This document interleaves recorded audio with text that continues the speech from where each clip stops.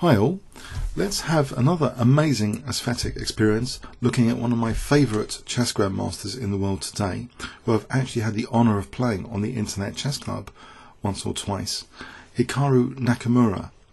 Nakamura, born December 9th, 1987, is an American chess grandmaster. He is currently ranked number 5 at the time of this video in the world on the July 2014 ratings and is a 3-time United States chess champion. So let's look at 8 of his amazing sacrificial examples.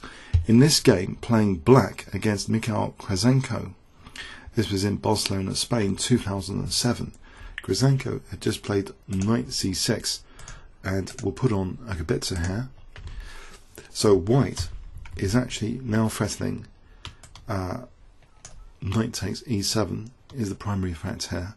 But there's also a threat potentially for bishop takes f6 as well, attacking the queen. So Nakamura takes on c6, which handles that first threat, but what about the other? Now in this position, if white plays bishop takes c6, then there's nothing for white. That would be great for black, getting out of that discovery attack with bishop takes f6. So white in this position plays bishop takes f6, hitting the queen. So what does Naka do here? Well, let's see. If he moves his queen, this is not very good at all. Just rook takes e7, and white is winning this. So there's very limited options for what is a good move here, actually. He doesn't want to lose his queen to knight takes f6, rook takes b6, but does play a spectacular move. I wonder if you can guess it. If I give you 10 seconds to pause the video now, guess what Nakamura played in this position.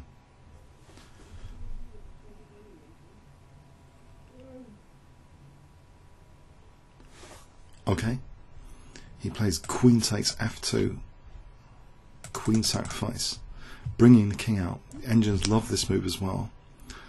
King takes f2. If the queen sack is avoided, then black just plays rook takes f6 here, and that's great for black. So white takes, and now we have bishop c5 check, showing the king's a little bit in trouble. Look at these bishops potentially on these diagonals.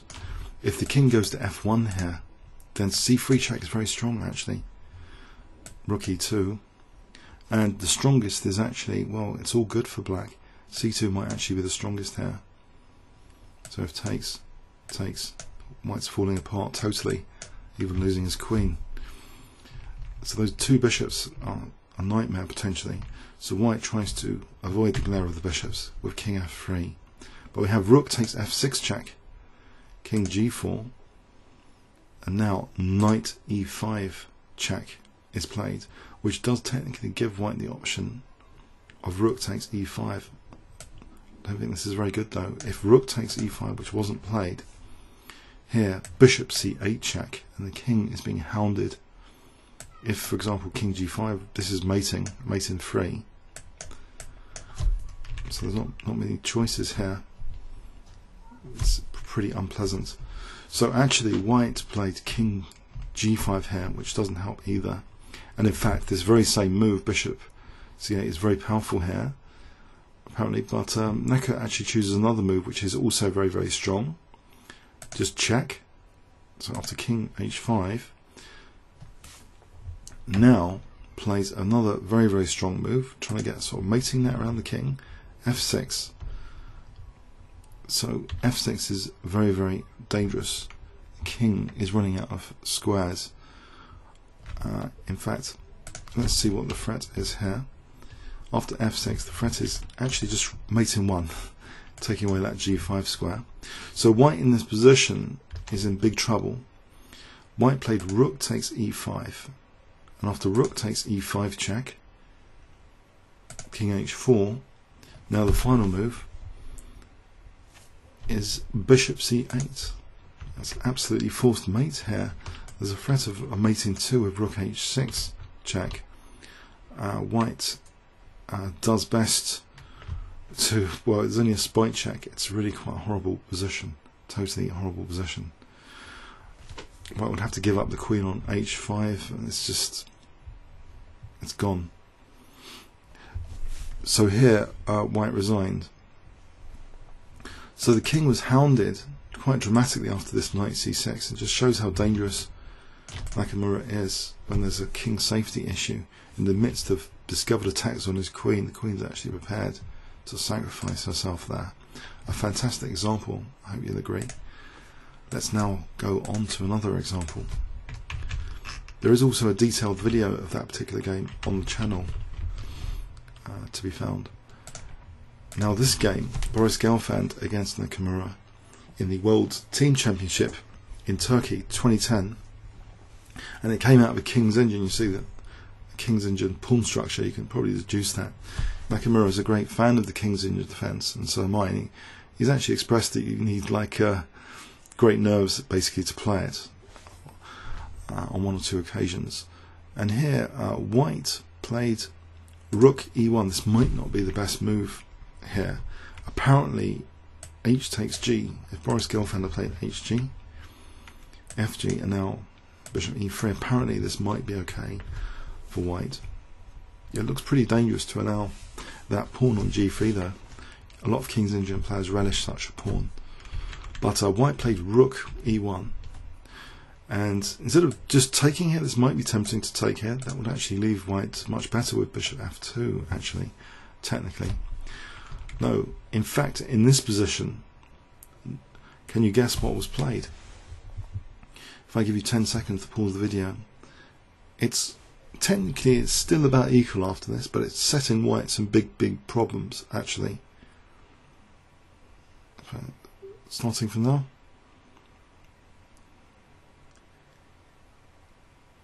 Okay. Knight takes g2 was played. So hitting the rook. Yeah, all this pressure on his pawn chain is just ignored basically. But now d takes c7. And you might think, well, hasn't the queen got to move here? Well, white may have forgotten something, and this might not have been the best move for white in the light of this next move. Can you see what black plays here? If I give you 5 seconds to pause the video.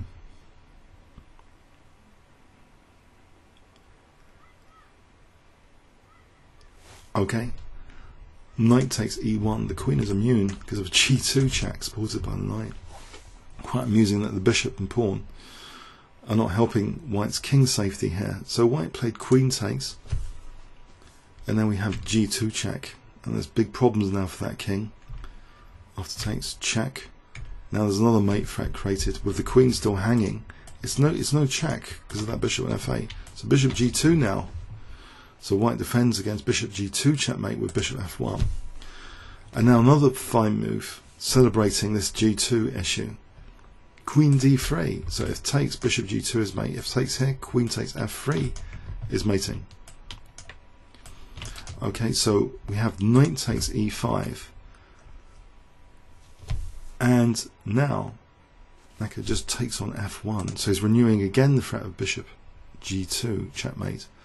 White takes this, but now black is material up.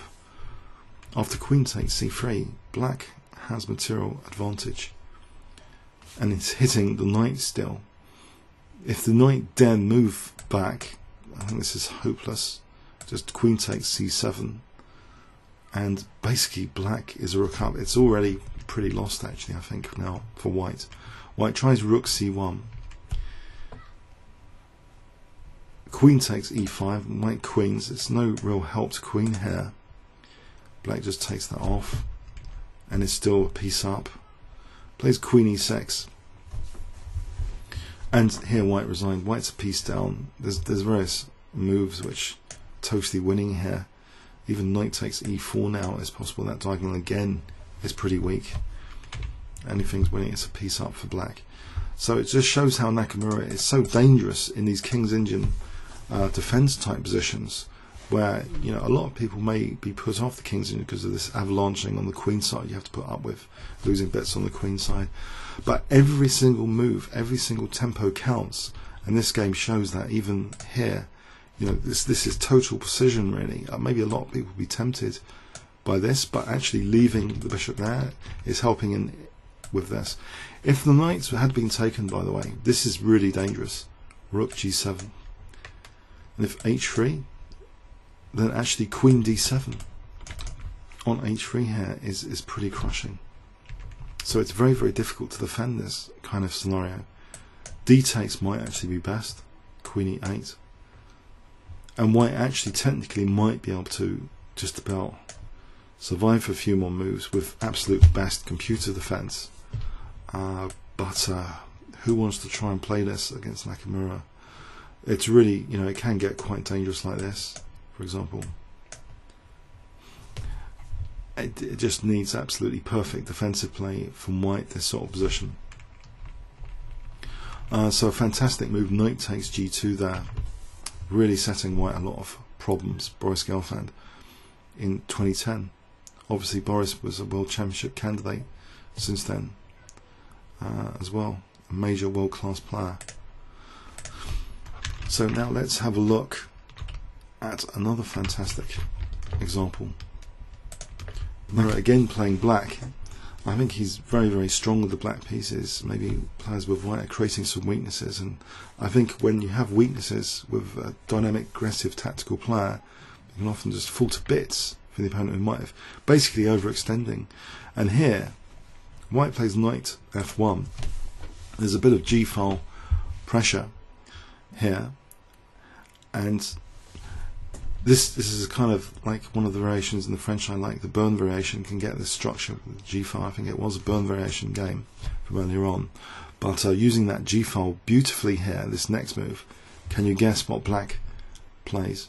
If I give you 10 seconds starting from now to pause the video.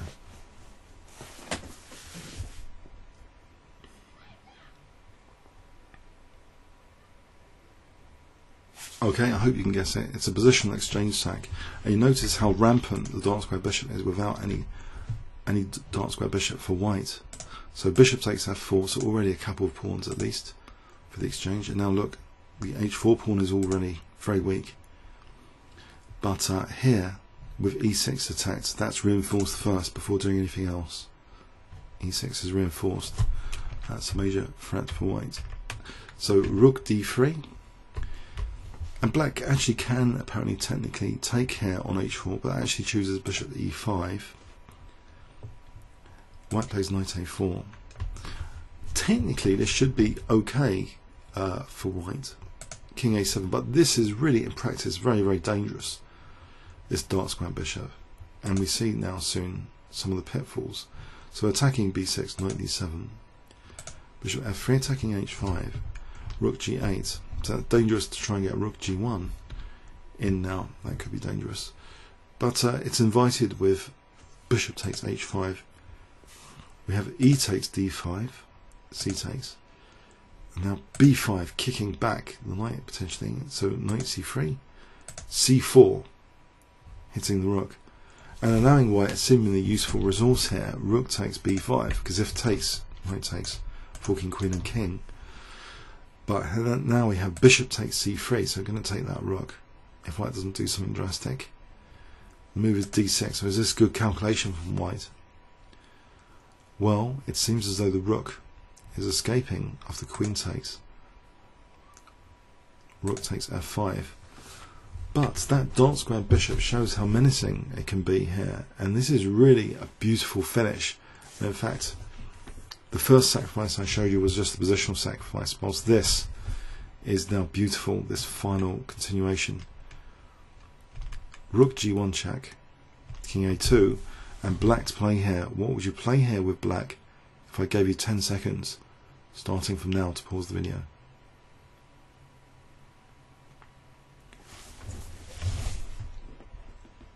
Clue, dark square disaster.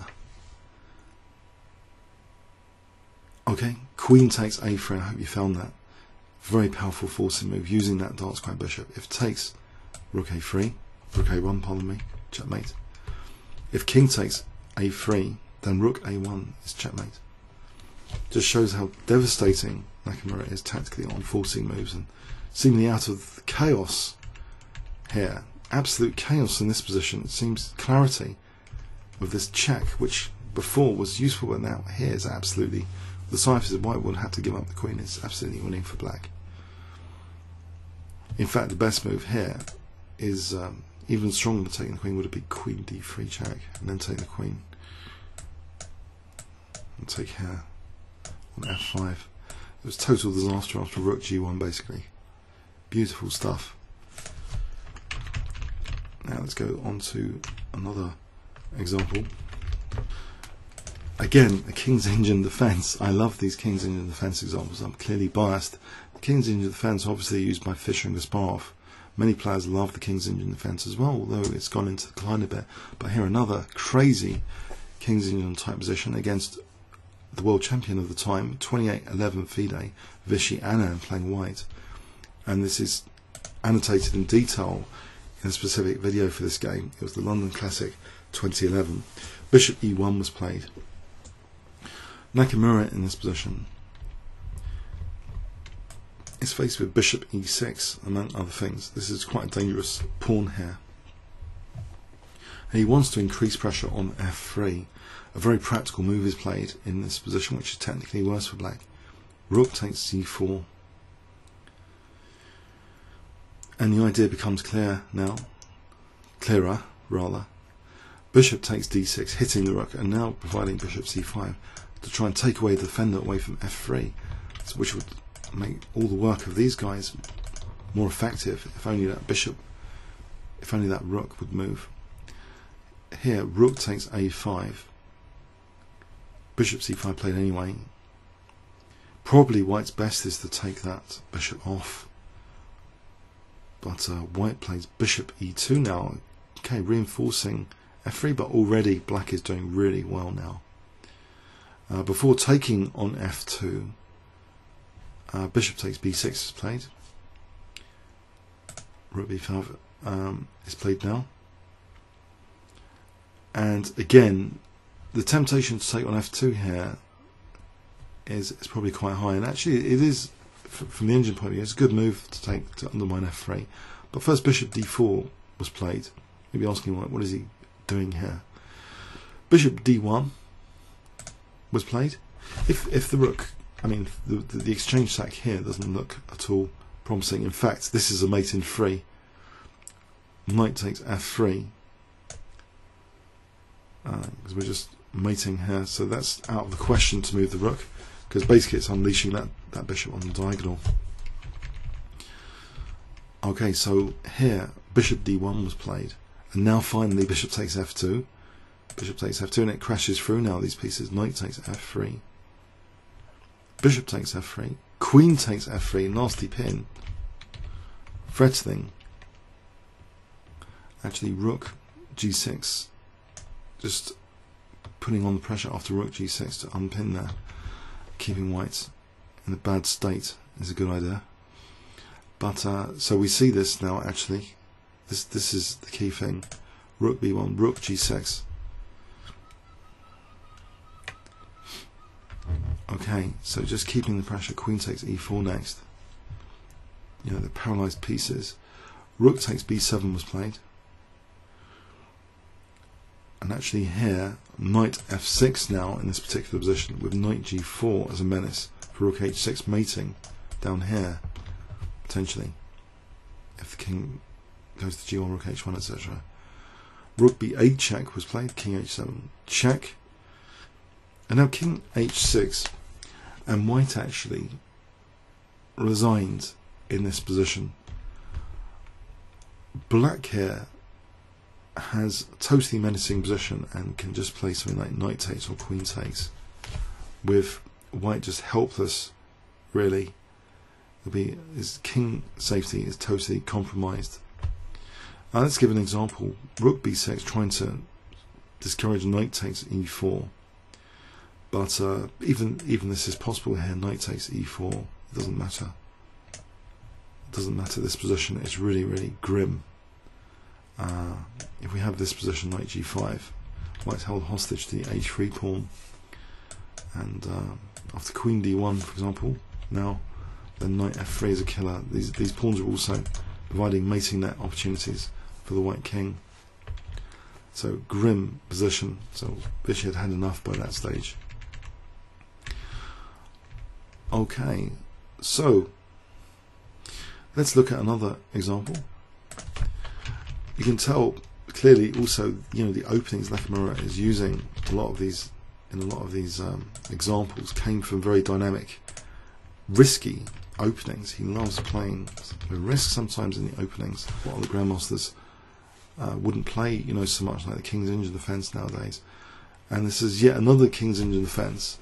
When Nakamura was quite young in 2009, it was the Rising Stars versus Experience tournaments. That was the nickname given to it. Played in Amsterdam, Netherlands, 2009. Alexander Beljavsky, very experienced grandmaster, plays bishop takes a7, and we have chaos here after this next move.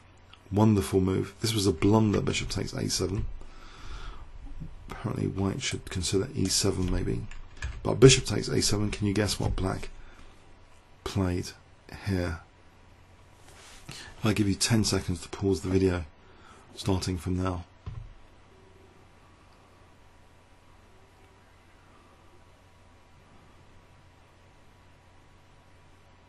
Okay, b5, it's forking, and also encouraging the bishop to block itself for this diagonal. This would not be very clever for this diagonal. It's actually a forced mate in 3 if this happened, because a bishop d4 check. So if the queen takes, then there's knight takes e2. Bishop d4 would be a killer. If rook f2, then queen h1. So that's the major point behind this b5.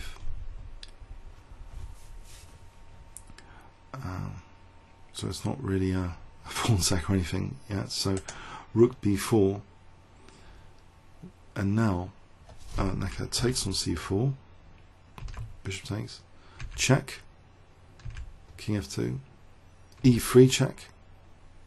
This is hopeless for white. Takes,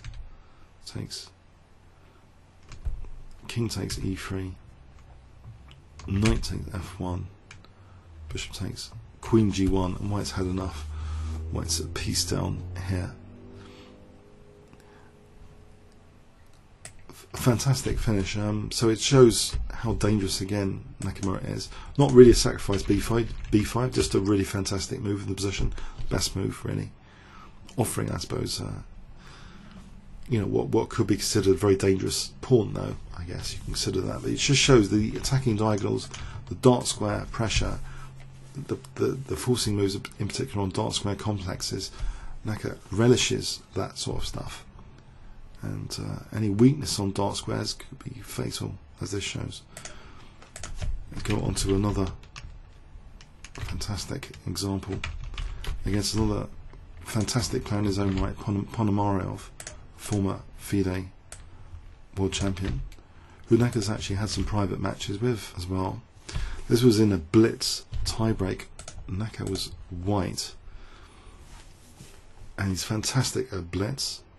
Black had just played rook g8, and black seems to be holding up against g5 here with that pressure on g5, but white plays it anyway.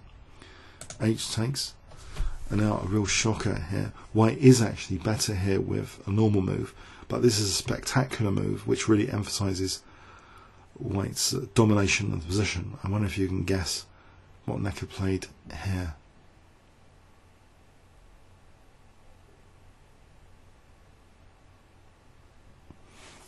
Okay.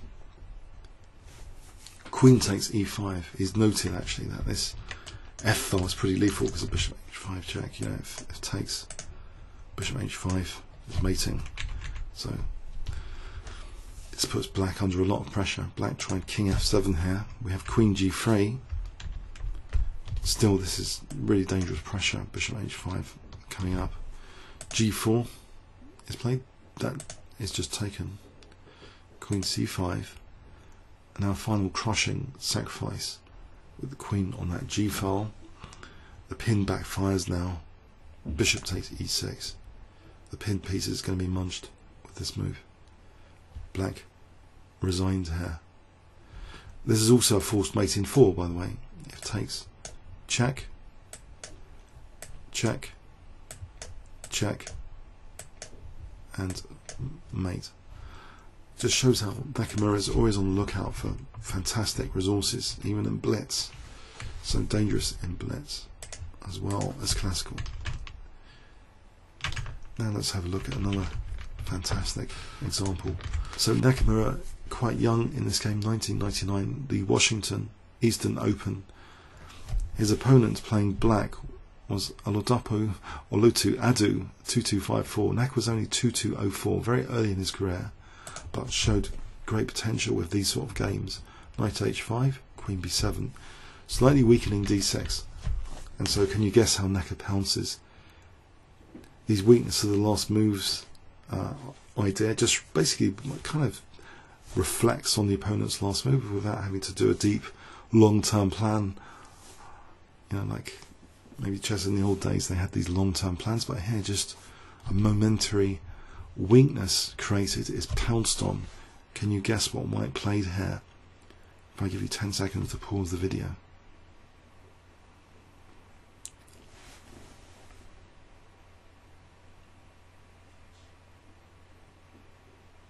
Okay, also ignoring this, of course, this pressure, which justifies Queen b7 a little bit, but Knight takes f6, Bishop takes, and now Queen takes d6, so there's no real time to take on e4 here. Bishop's attacked, Bishop goes there, and now Queen takes e5, protecting e4 anyway. And there's nasty stuff like this now. f6 trying to prevent Queen h8. But Queen e6 now, again, there's nasty stuff. Queen f7, mate is threatened. Black parries that. And now, White's got these pass pawn crunch cards, trump cards. e5. They're crunching as well as trumping. e5, very dangerous threats. Bishop d7. And a beautiful move here, because you would think, is this messed up a little bit here? Because if the Queen goes over here, for example, then Black just takes, and after Rook b6, this isn't so clear actually, hitting the Bishop and protecting f6. Maybe Black was relishing that, being a piece up and maybe trying to hold on there, but Naka plays a real shocker here. Can you guess what White plays in this position? If I give you 10 seconds starting from now.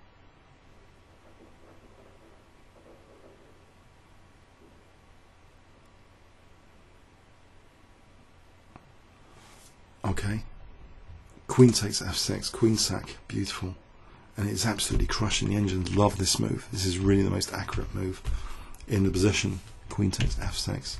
This one is spectacular looking. Black takes, okay, one bishop for the Queen, Bishop and Rook, and now the other bishop drops, so a lot of material there to justify things. And actually now the King is hounded, g5 check, check, and Black resigned here. If the King ventures here, then check, and we'll just win the Queen. White's bishop up. If King takes f5, no better really. Bishop d3 is sufficient, just winning the Queen. So real crunching stuff, just, you know, momentary weakness of the last move, and Black falls apart, just lured by the apparent weakness of e4. This King seemingly reasonably safe in the centre, but the illusions of the spelled, that's a real crunching move. The engines actually love this position for White. If even, you know, if we try and improve the defence here, this is still apparently really terrible for Black. This position. Check here, and then f6 is going to secure White an advantage. So even with absolutely best play, this was totally sound in this position. Knight takes f6 apparently. Amazing stuff from the young Nakamura there. Let's have a look at one more example. I definitely find Nakamura totally inspirational, especially from the openings he plays, which I also love. That makes him definitely one of my most favourite players. Here is from an Austrian attack against the poke defence. White pursues the h-file attack even though the centre's crumbling. And I've actually managed to use a similar idea to this game in blitz videos subsequently after showing it on YouTube. That Black tried to crumble White's centre. Black was Ilyas Smirin, a very strong player. In the Fox was Open 2005. So black plays c takes d4, and like Spassky, does white have to do something about this? No, Spassky would ignore sometimes these threats and believe in his own trump cards. White believes in his own trump card here, the h file. H takes g, offering a whole knight here. D takes. And the clever thing is, now, that white doesn't want to take like this. That would just close things up. You don't want to do that. That would actually be helping black. That pawn. No, the idea is g takes, f7. After takes, bishop c4. And with best play, maybe black can hold on here. With e6 apparently is the best move. For example, knight g5, knight takes e5. So this gets a little bit tricky if this happens, because that knight's a bit loose here if bishop takes. Apparently this position might actually, this is absolutely crazy, but black might actually be better. Okay, but no, black stumbles a bit here and plays knight f8. Now white is in the driving seat and technically better. Knight g5, and now e6 is not good at all really compared to before. It's played, but knight takes f7. White's really in the driving seat now. Best is probably to take with the king, apparently, but c takes b2 is played. Bishop takes. Check. King f1. King takes f7 now. Queen h5 check. Might be in a slight slip up from Nakamura a little bit as well, technically here. Or is it? It's a very, very complicated position. But there are other moves which seemingly are good as well to consider, like queen takes d6 or f5. You might have to give this position to an engine very long, but actually now Stockfish is coming back round to Nakamura's move at depth 20 as queen h5 check. It's flipping between bishop d3, f5, and now queen d6 is out of the picture, but queen h5, so at least depth 22, this seems to be the strongest move. So let's see, if the king goes to e7, I don't think that's any good. E takes d and we're going to win the g7 bishop, or just the queen actually. Queen takes a5, even juicier, just win the queen. Wow. So the king actually doesn't want to do that. King g8. And that h7 pawn, that backward pawn, bishop d3 targets it. We have queen b4 hitting the bishop. And the pawn here, Naka offers that pawn, rook b1. If queen takes f4, this doesn't help black in this position. You see, if king e2 here, then white is threatening things like rook to f1. And it's pretty lethal here, this position for black. Just as an example, let's just give bishop d7 as an example. Here, if the queen goes back, bishop takes h7 is actually a forced mate, just like this. If here, queen f7. So basically, black played bishop d7, trying to get his pieces out of the box. Now c4 was played,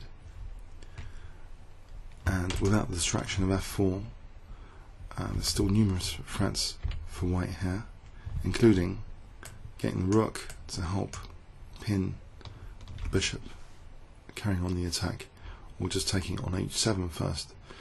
Queen d2 was tried. Now bishop takes h7.